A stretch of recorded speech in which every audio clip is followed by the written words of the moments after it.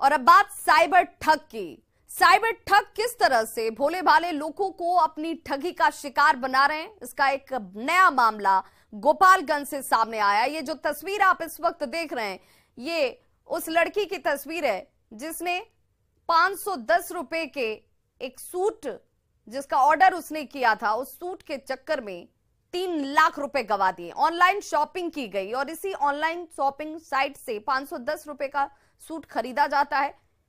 Cyber ठगों ने इसी दौरान 3 लाख का चूना इसे लगा दिया। स्नातक की छात्रा साक्षी कुमारी ने पिछले सप्ताह ही ऑनलाइन शॉपिंग साइट से 510 रुपए का सूट खरीदा था। खरीदारी करते ही उसके मोबाइल पर एक मैसेज मिलता है। साइबर ठगों ने लकी ड्रॉ में फर्स्ट प्राइज यानी कि 12,60,000 रुपए कैश या फिर टाटा सफारी कार जीतने की सूचना इस मैसेज के जरिए साक्षी को दी। कॉल करने वाले साइबर ठगों ने खुद को ऐप का अधिकारी बताया, यानी कि जिस ऐप के जरिए खरीदारी की गई थी उसी ऐप का अधिकारी साइबर ठगों की तरफ से बताया जाता है खुद को।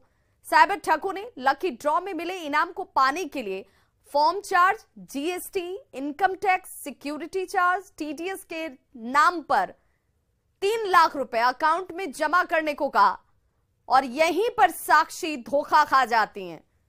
उसने लालच के चक्कर में आकर 3 लाख रुपए गवा दिए और साइबर ठगों के अकाउंट में ये पैसे जमा करा दिए।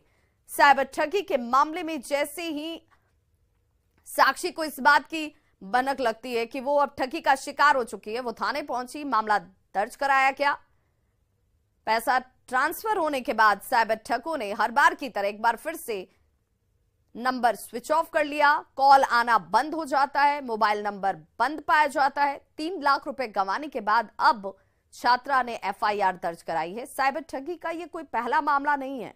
गोपालगंज के अलग अलग थानों की अगर हम बात कर ले तो पिछले 6 महीने में साइबर ठगी के अब तक 45 मामले दर्ज हुए हैं।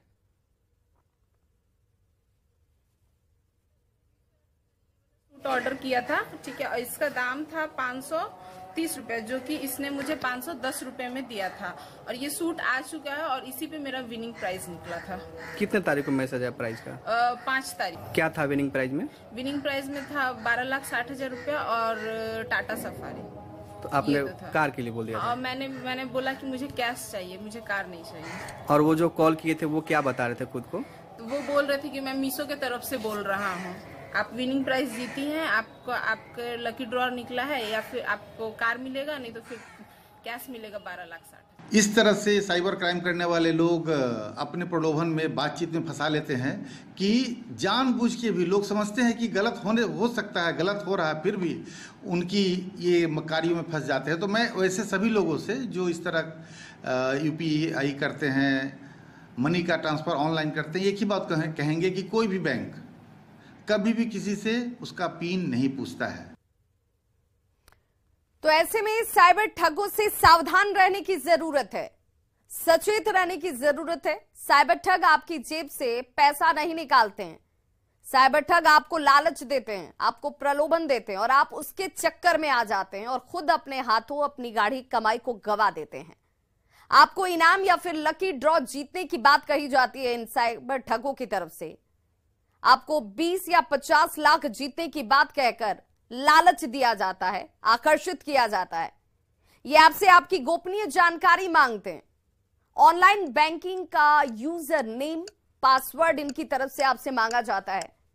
आधार नंबर, दूसरी तमाम वो कॉन्फिडेंशियल जानकारी जिसे आप किसी को भी शेयर ना करें, वो तमाम जानकारी आपसे मांगी जाती है। सिक्योरिटी चार्ज के नाम पर मोटी रकम मांगी जाती है। ऑनलाइन फंड ट्रांसफर की डिमांड करते हैं और फंड ट्रांसफर होते ही फोन बंद हो जाता है। फंड ट्रांसफर होते ही ये फोन नंबर जिससे आपको बार बार कॉल आ रहा था, वो फोन नंबर स्विच ऑफ पाया जाता है और तब जाकर आपको एहसास होता है कि आप ठगी के शिकार हो चुके हैं। तो सावधान रहिए, सचेत रहिए और अपनी किसी भी जानकारी को किसी के साथ लालच में आकर शेयर न कीजिए।